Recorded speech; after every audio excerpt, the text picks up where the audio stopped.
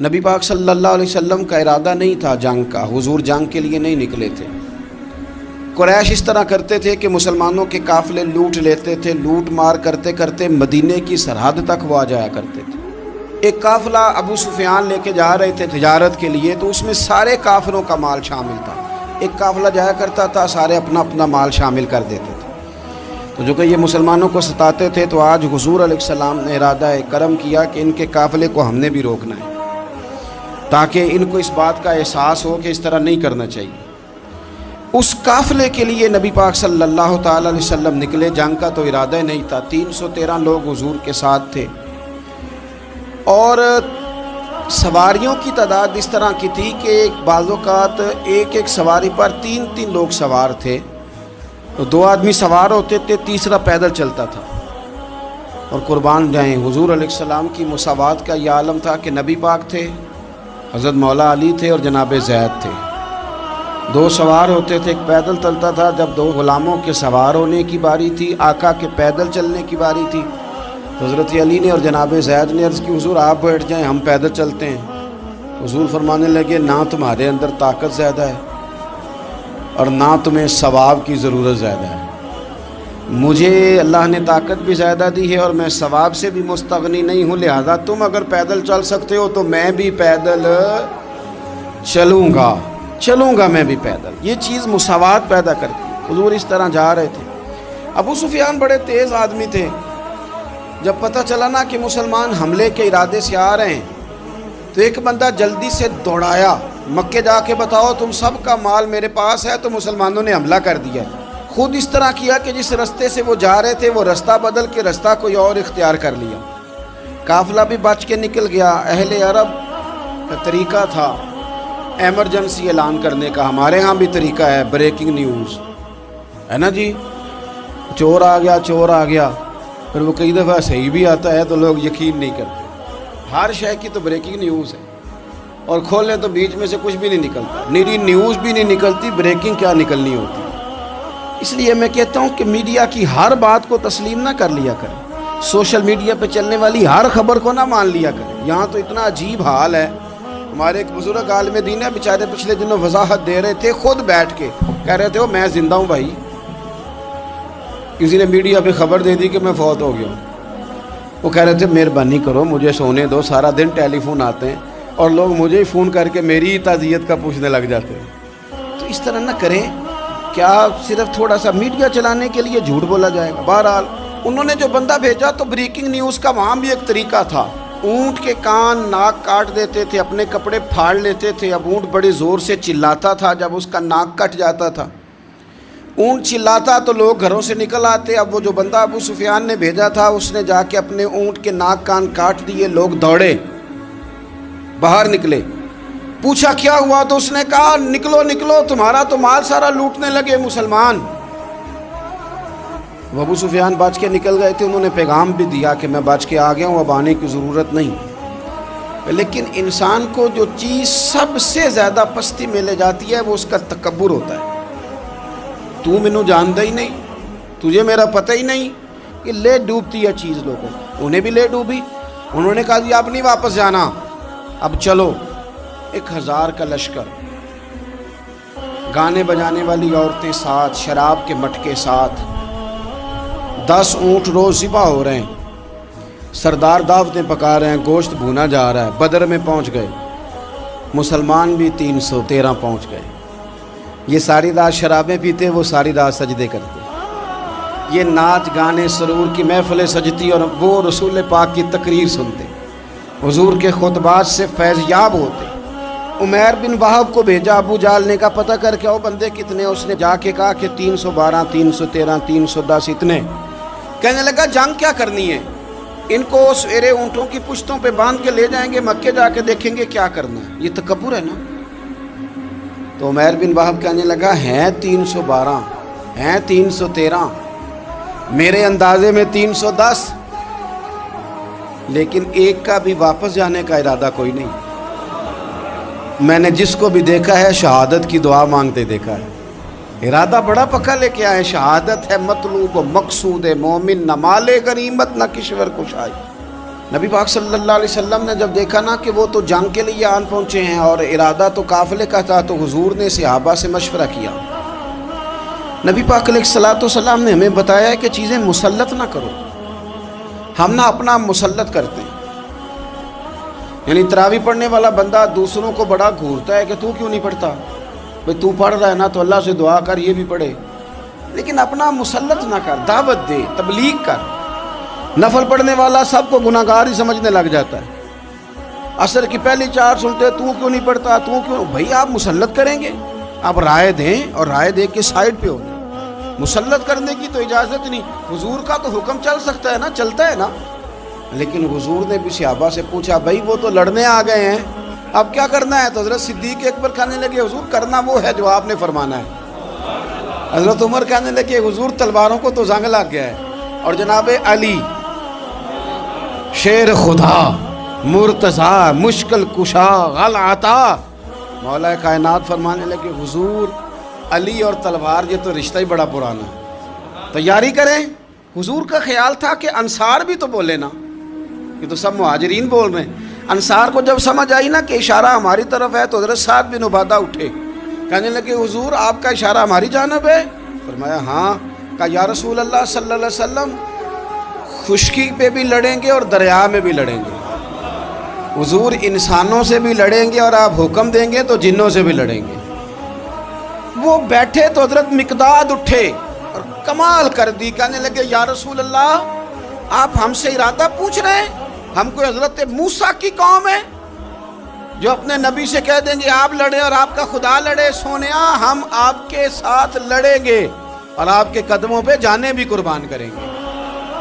نبی کا حکم ہو تو کود جائیں ہم سمندر میں اور جہاں کو محو کر دے نعرہ اللہ اکبر میں. نہتے 313 بشر شوق شہادت میں نکل آئے تھے میدان میں محمد کی قیادت میں. نہ تیغ و تیر پہ تکیہ، نہ خنجر پہ، نہ بھالے پر، بھروسہ ہے تو ایک سادی سی کالی کملی والے. نبی پاک صلی اللہ تعالیٰ علیہ وسلم نے جذبات سنے تو فرمایا چلو نہ چلیں پر چھوٹے چھوٹے بچے واپس کر دو. ایک چھوٹے بچے تھے عمیر بن ابی وقاص، حضرت سعد بن ابی وقاص کے بھائی، زمین پہ لیٹ کے رونے لگے سونیا میں نے بھی جانا ہے. کمپیوٹر کے لیے نہیں رو رہے، موبائل کے لیے نہیں رو رہے، نئی سائیکل کے لیے نہیں، شہادت کے لیے. حضور میں لڑوں گا اب مجھے لے کے تو چلیں. یا رسول اللہ میں طاقتور نکلوں گا، لے کے تو چلیں. ان کے آنسو دیکھ کے حضور نے فرمایا لے چلو نا ساتھ.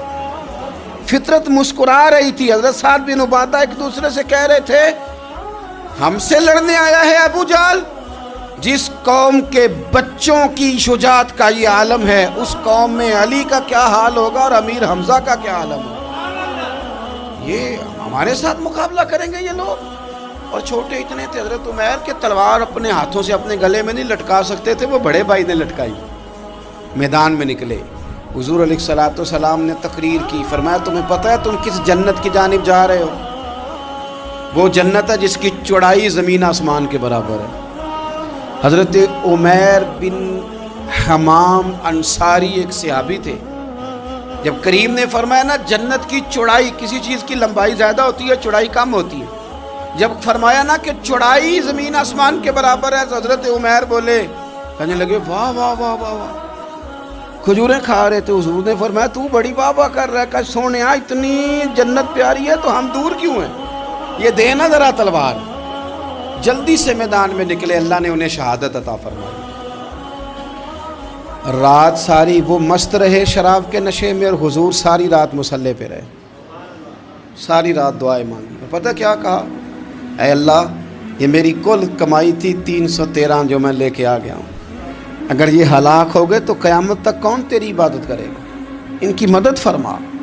اور ایک رات پہلے صفیں بھی سیدھی کرائیں، بلکہ صفیں سیدھی کراتے حضرت سواد کے پیٹ پہ چھڑی لگ گئی تو انہوں نے کہا حضور بدلا دیں.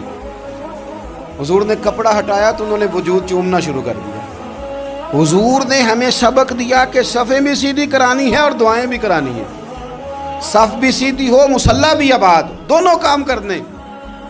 اور پھر توکل ہو، پھر تمہارا دل جمے کہ انشاءاللہ فتح اللہ مسلمانوں کو دے گا. رونے نہ رویا کرو, معیشت کے, معاشرت کے, غریبی کے, تنگ دستی کے, فقیری کے رونے نہ رو. اللہ کی مدد کو آواز دو. ہم نے وہ لوگ بھی دیکھے ہیں بیچارے جو نہ اسلامی معیشت پہ بات کرتے ہیں, نہ معاشرت پہ, نہ اخلاقیات پہ, اور جب بھی بات کریں گے کہیں گے حضور کو تو علم ہی کوئی نہیں تھا, قاری کچھ نہیں سکتے, مجبور محض تھے معاذ اللہ. یہ تقریریں کریں گے. یہ مسلم شریف کی حدیث ہے, کوئی اختلاف والی بات نہیں, پر بعض اوقات نا دل کو تکلیف ہوتی ہے کہ یار اس طرح کی باتیں کیوں کرتے ہو. یہ مسلم ہے. حضرت انس بن مالک فرماتے ہیں ایک رات پہلے حضور نے چھڑی پکڑی اور میدان بدر میں جا کے فرمایا, لکیر کھینچ کے فرمایا یہاں ابو جہل مرے گا, یہاں عتبہ مرے گا, یہاں شیبہ, یہاں ولید مرے گا. حضور نے لکیریں کھینچی. فرماتے ہیں باقی لوگ جنگ لڑ رہے تھے اور میں چپ کے لکیریں بھی دیکھ رہا تھا کہ حضور نے لگائی تھی. فرماتے ہیں اللہ کی عزت کی قسم کوئی کافر ایک انچ بھی ادھر ادھر نہیں ہوا, جہاں نبی پاک نے لکیر لگا دی تھی وہیں مرا ہے. یہ شان اللہ نے حضور کو دی ہے, حضور کے علم مبارک کا یہ کمال ہے. نہ اس طرح کی باتیں کریں جس سے امت تقسیم ہو. سویرے جنگ شروع ہوئی, صبح 3 کافر میدان میں نکلے, عتبہ, شیبہ اور ولید. 3 انصاری مسلمانوں کی جانب سے مقابلے میں نکلے, لیکن وہ تکبر جو ہوتا ہے نا وہ جان چھوڑتا نہیں. تو ولید کہنے لگا, عتبہ شیبہ کہنے لگے ہم نے نہیں ان سے لڑنا, یہ تو ہمارے پائے کے ہی نہیں, کوئی قریش میں سے بھیجو, قریش میں سے. آپ نے کون سا ناراض ہونا ہے, ویسے چودھریوں کے بچے, سیٹھوں کے بچے کچھ بھی نہیں کر پاتے, کیونکہ ساری زندگی لوگ چودھری صاحب کہہ کے دماغ ہی نہیں ٹھیک ہونے دیتے, وہ رہ جاتا ہے کام سے ہی. میرے حضرت صاحب فرمایا کرتے تھے, میرے استاد جی, کسی گھر میں علم چلا جائے تو کئی دفعہ نکل آتا ہے, لیکن کسی گھر میں پیری مریدی چلی جائے وہ نہیں نکلتی, کیونکہ پیر کا بیٹا جس طرح کا بھی ہو لوگ پیر مان ہی لیتے ہیں.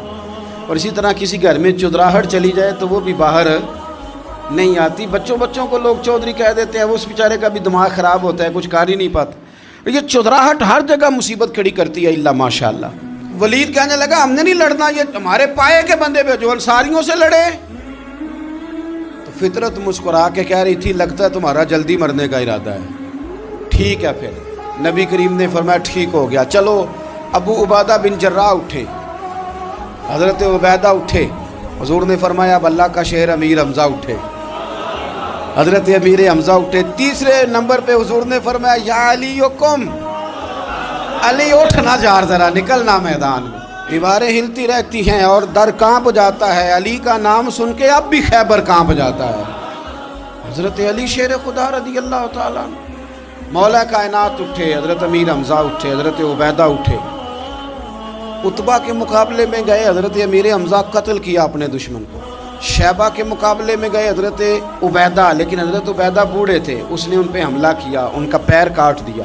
حضرت علی نکلے ولید کے مقابلے میں, 2 ہی ضربیں لگائیں, ولید کا سر کاٹ کے حضرت عبیدہ کی مدد کو بھی پہنچ گئے حضرت علی, اس کو بھی قتل کیا. پھر حضرت عبیدہ کو اپنے کندھوں پہ اٹھایا, نبی پاک کی بارگاہ میں لائے. انہوں نے حضور کے قدموں کو چوم کے کہا حضور مجھے شہادت ملی کہ نہیں ملی؟ نبی پاک نے فرمایا رب نے تمہیں شہادت کا درجہ دے دیا. اب میدان میں جہاد شروع ہوا, لڑائی شروع ہوئی, لوگ نکلے.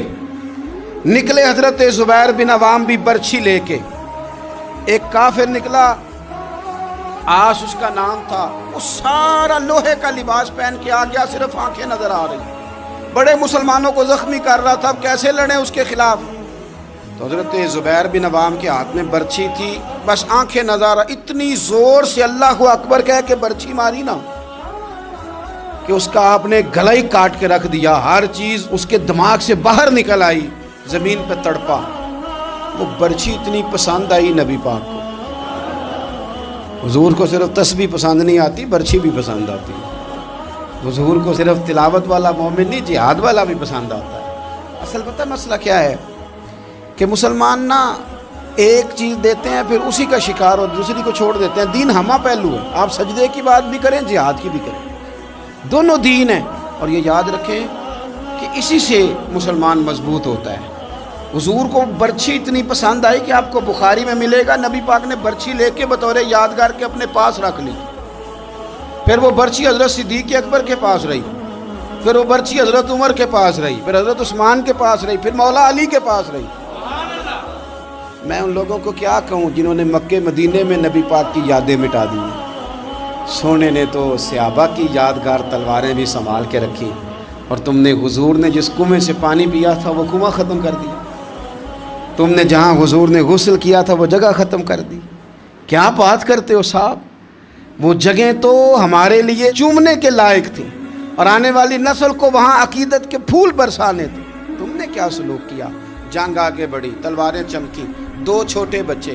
او نوجوانوں، خدا را واپس لوٹو اپنے دین کی طرف۔ 2 چھوٹے بچے، اور یہ اس طرح کے لفظ ہیں، مجھے کیا لینے دو وہ دیسی تھے، مجھے کیا لینے دو پینڈو تھے۔